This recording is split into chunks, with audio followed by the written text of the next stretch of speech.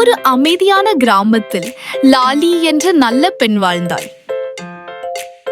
லாலி தினமும் காலையில் தன் அம்மாவுக்கு வேலைகளில் உதவினாள். ஒரு நாள் லாலி புல்லில் ஏதோ பிரகாசிப்பதை கண்டாள்.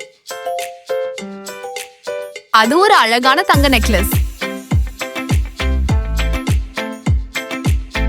நான் அதை வைத்திருக்க வேண்டுமா அல்லது உரிமையாளரை கண்டுபிடிக்க வேண்டுமா என்று லாலி நினைத்தாள். அவள் நெருங்கிய தோழன் லாலோவிடம் என்ன செய்யலாம் என்று கேட்டாள். லாலோ சொன்னான், நேர்மைதான் எப்போதும் சிறந்த தேர்வு. லாலி அதை திருப்பிக் கொடுக்க முடிவு செய்தாள்.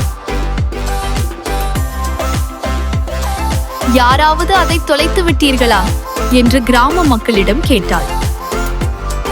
ஒரு மூதாட்டி, அது என் சங்கிலி என்றார். லாலி அதை ஒரு பெரிய புன்னகையுடன் திருப்பிக் கொடுத்தாள்.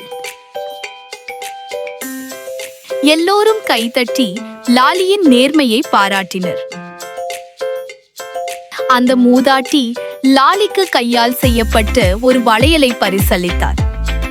லாலி, நன்றி, ஆனால் நேர்மைதான் எனக்கு வெகுமதி என்றாள். லாலோ மகிழ்ச்சியுடன் சொன்னான், நீ சரியானதை செய்தாய் லாலி. உண்மை இதயத்தை ஒளிரச் செய்கிறது என்றது பழங்கால மரம். லாலியின் கதை கிராமமெங்கும் பரவியது. புதிய பலகையில் லாலியை போல் நேர்மையாக இரு என்று எழுதப்பட்டது. லாலி வீட்டிற்கு நடந்து சென்றாள். இதயம் மகிழ்ச்சியில் பிரகாசித்தது.